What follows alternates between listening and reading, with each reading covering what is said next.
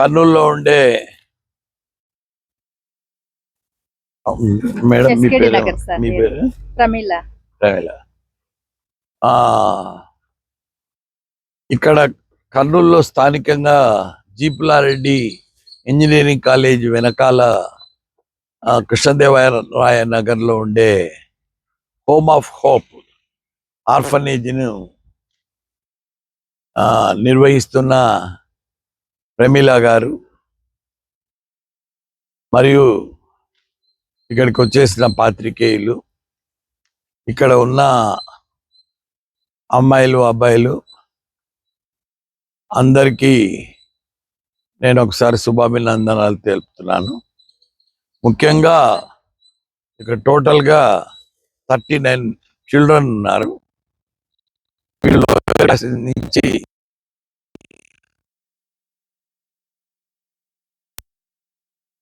9% orphans, ఒక 1% semi orphans ఉన్నారు.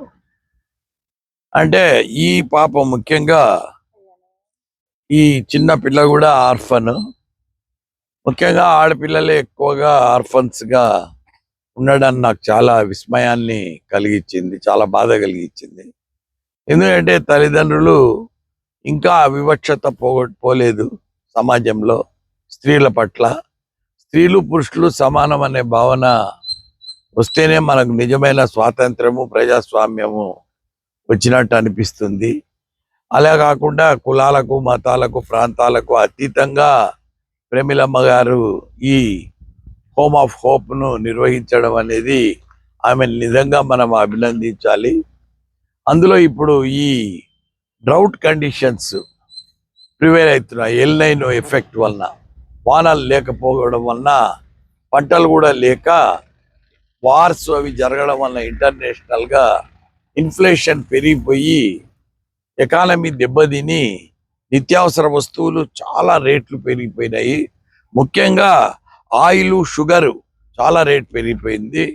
ఇలాంటి హోమ్స్ రన్ చేసి ఏదో ఆ దైవం చెప్పినాడు చేయాలి అని చేసుకునే ఇలాంటి వాళ్లకు ఇప్పుడు చాలా ఇబ్బంది అవుతున్నది. ఈ పిల్లలను సాకడానికి, ఈ పిల్లలకు బట్టలు అయితేనేమి, పుస్తకాలు అయితేనేమి, ఆహారం అయితేనేమి, వాళ్ళకు షెల్టర్ అయితేనేమి అందించాలంటే వీళ్ళకి చాలా కష్టము.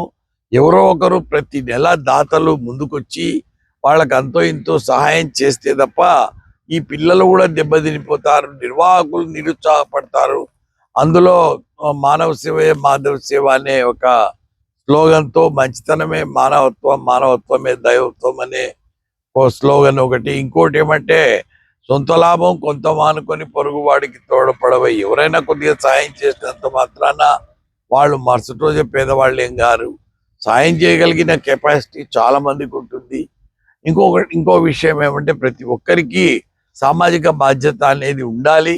సమాజం పట్ల చూడాలి. నేను బాగుపడితే చాలా అనుకోకూడదు.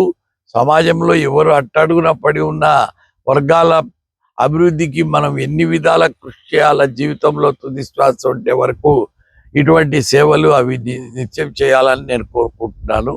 సో దీనికి వీళ్ళని నేను నిజంగా కూడా మనస్ఫూర్తిగా అభినందిస్తున్నాను. ఈ చిన్న చిన్న పిల్లలను పెట్టుకొని వీళ్ళ ఆదరణ చూసుకోవడం, ఆలన పాలన, అందులో ముఖ్యంగా అమ్మాయిలను చూసుకోవడం చాలా కష్టము. ఆ పిల్లలు సమయానికి టైంకి రాకపోయినా ఎక్కడ పోయినారో అనే భయం ఉంటుంది. సంరక్షకులుగా మనం ఒకసారి రెడీ అయినప్పుడు, నడుము బిగించినప్పుడు ఆ జాగ్రత్తలు సరైనవి తీసుకోవాలి. వీళ్ళకు ఆ దైవ సహాయం ఉండాలని, ఆ దేవుని ఆశీస్సులు వీళ్ళకు ఉండాలని, దీన్ని జాగ్రత్తగా మెయింటైన్ చేయాలని, ఇక్కడ చదువుకునే పిల్లలు అభివృద్ధి సాధించి రేపు గవర్నమెంట్ ఉద్యోగాలు కూడా తెచ్చుకొని ఇలాంటి వెనకబడిన పిల్లలకు కూడా వాళ్ళు తిరిగి సాయం చేయాలని నేను కోరుకుంటున్నాను. Thank you.